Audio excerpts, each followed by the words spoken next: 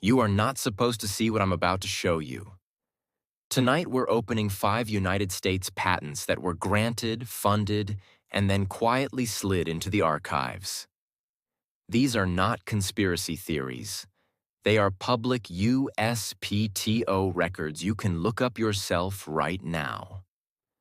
What makes them unusual is how far ahead of everyday technology they were when they were approved, and how many of their core ideas have since shown up in later military contracts, scientific papers, and even commercial products. We'll go through them one by one in the order they were issued, so you can follow the timeline yourself. The first patent takes us back to the final years of the Cold War. United States Patent 4,686,605 issued August 11, 1987. Inventor Bernard J. Eastland. Title: Method and apparatus for altering a region in the Earth's atmosphere, ionosphere and/or magnetosphere. Eastland was a physicist who had spent years working on fusion energy and plasma research for companies like Arco Power Technologies.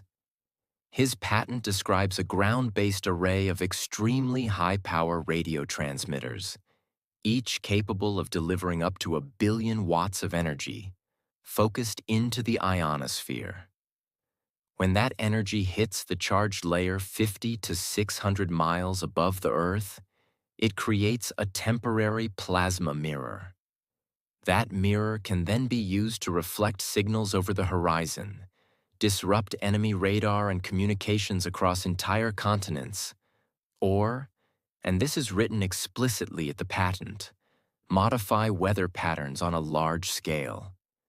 The patent lists dozens of possible uses: missile defense, long-range communication, and weather modification, including control of hurricanes, rain induction, or drought creation in selected areas.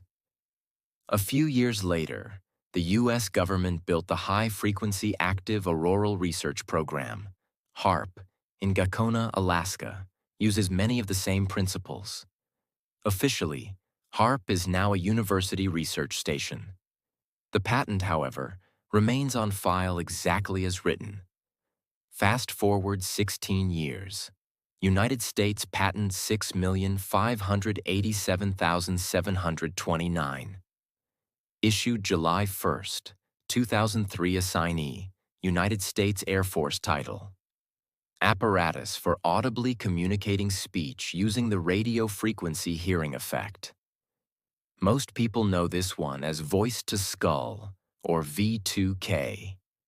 It is based on the Frey effect, discovered in 1961, where pulsed microwaves create thermoelastic expansion in the cochlea and cause the brain to perceive sound with no external speaker.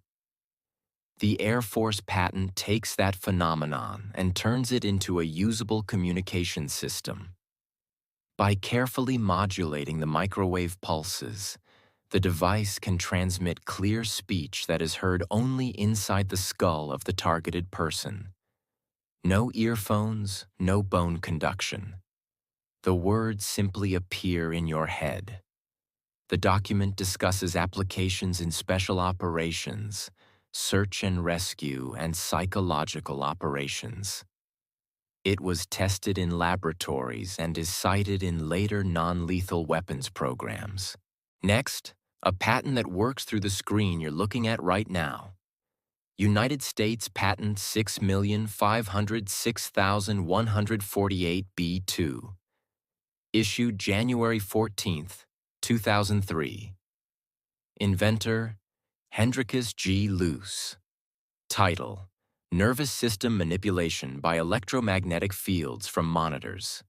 Luce filed a series of patents in the early 2000s on manipulating brain states using fields generated by ordinary CRT and LCD displays. This one is the most cited. The technique embeds low-frequency electromagnetic pulses into the refresh rate of the monitor. Pulses the eye cannot see but the brain can detect. The patent lists over 30 possible effects. muscle relaxation, drowsiness, ptosis of the eyelids, forced closing, sexual excitement, and even mild pain. It was originally proposed as a non-drug treatment for insomnia and anxiety.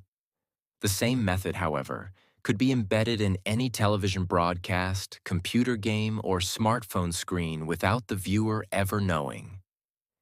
Now we go back to the 1970s, the era that started it all. United States Patent 3,951,134. Issued April 20th, 1976. Inventor Robert G. Malek, working for Dorn and Margolin, Inc. Title: Apparatus and Method for Remotely Monitoring and Altering Brain Waves. This patent describes a system that uses remote antennas to pick up a person's natural electroencephalogram, EEG signature from a distance, feed it into a computer for analysis, and then transmit modified electromagnetic signals back to the same brain to change its state. The document is remarkably matter-of-fact. It talks about inducing sleep, altering mood, or improving concentration, all remotely. It was originally marketed for medical diagnostics. Imagine monitoring a patient's brainwaves from another room. The patent expired in the 1990s, but its core technique is referenced in modern neurotechnology and brain-computer interface research. Finally, a patent that needs no speakers at all. United States Patent 5,159,703. Issued October 27, 1992. Inventor Oliver M. Lowry. Title: Silent Subliminal Presentation System. Lowry's invention transmits two ultrasonic frequencies that are completely inaudible by themselves. When those two frequencies meet in the air or inside the listener's skull, the brain performs the math and creates a third frequency, clear speech or music that appears to come from nowhere. The patent was originally aimed at shopping malls and supermarkets.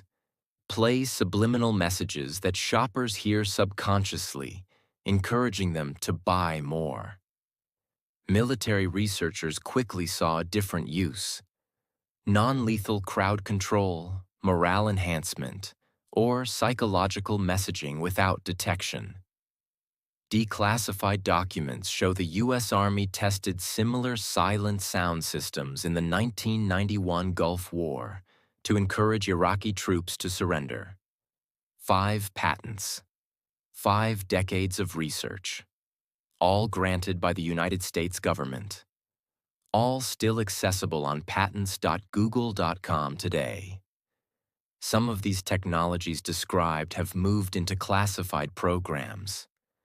Others have quietly entered the consumer world. Think about how many screens you look at every day, or how weather models have become uncannily accurate in the last 20 years. I'm not here to tell you what to believe. I'm here to show you what officially exists on the public record. If you want to go deeper, all 5 patent numbers are in the description below, along with direct links. Take a look for yourself. And if this is the kind of documented, sourced material you want to see more of, hit subscribe and turn on notifications. Next week, we open the files on patents that deal with dream recording and synthetic telepathy. This is Forbidden Files. We read the documents so you don't have to. See you in the next file.